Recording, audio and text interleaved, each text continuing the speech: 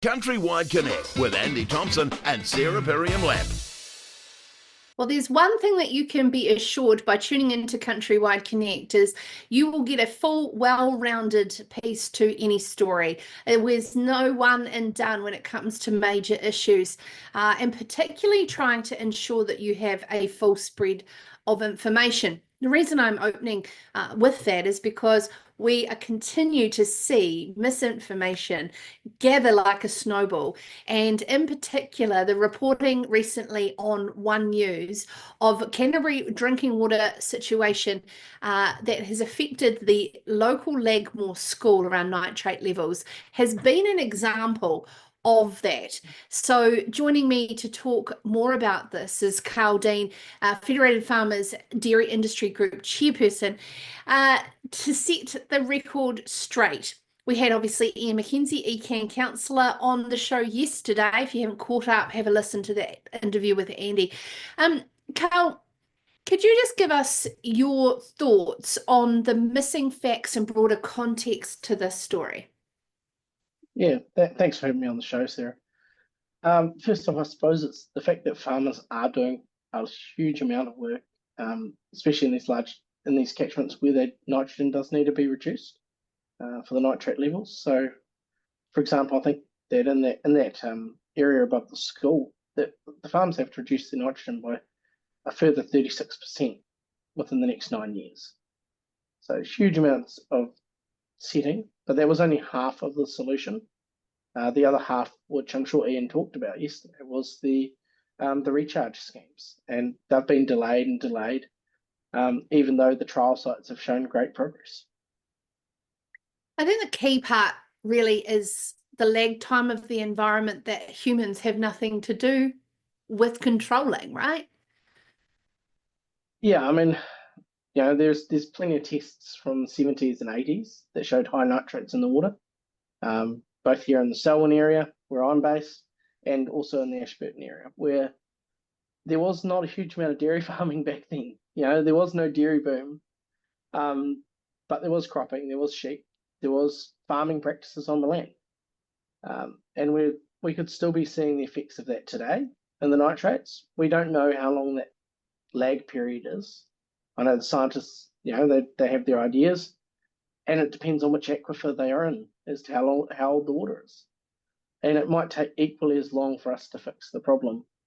But hopefully there is some good signs in some areas that those trends are changing from the early adopters and changes in technology. So when it comes to a situation like this, Karl, from what you've witnessed in your dairy farming career, and then with your hat on now with Federated Farmers, what have been the learnings on how we can actually get ahead of what is always going to be a complicated, not a soundbite scientific subject when it comes to the media? I think the key thing that most farmers recognise is that they are doing everything they can, but they have to be obviously profitable at the same time to be able to put in place the solutions that are needed. No farmer wants to leave the land in a worse place than where they started. I don't think any farmer in history has ever wanted that. So the rhetoric that farmers are destroying the environment on purpose is completely false. It's more the fact that these things take time.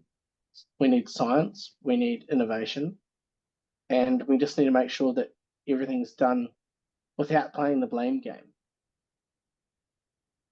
Yeah, the other thing too is that our social license gets damaged regardless of reality versus perception, and this trade-off that around communicating out a story but putting the level of emergency to it.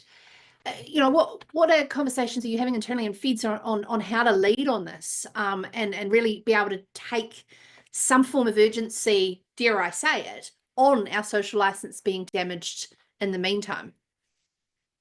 Yes, I suppose the specifics there are the fact that farmers now are more likely to own that they do have a contribution to the problem. We're not saying that dairy farming is a problem, we're not saying that arable, but farming and any human activity on the land is going to have an impact.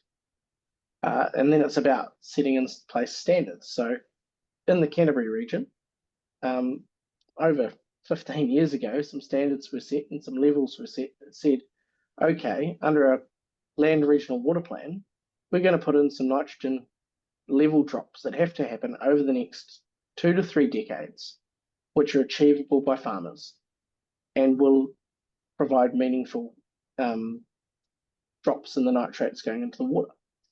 And hopefully that will result in lower nitrate water over time. And farmers are well and truly on the way to doing that.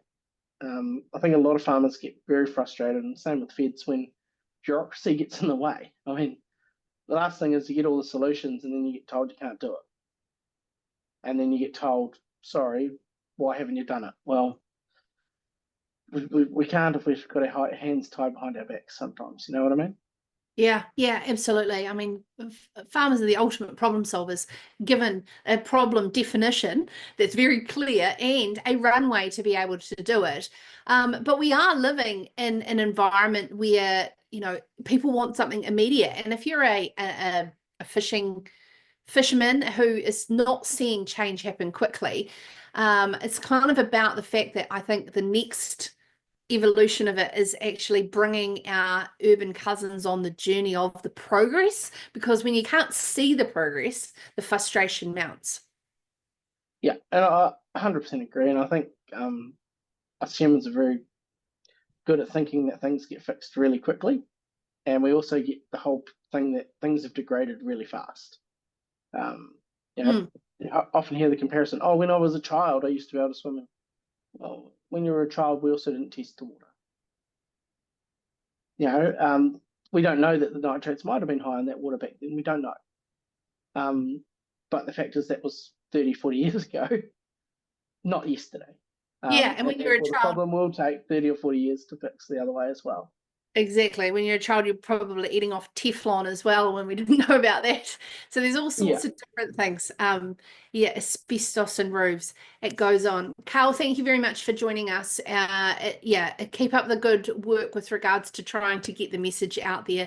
It really is a challenging one, but one, unfortunately, that's not going to go away. So the more voices in the sector that can keep actually bringing scientific reason to the fact that progress is being done is great. I really appreciate your time. Karl Dean, Dairy Industry Chairman for Federated Farmers.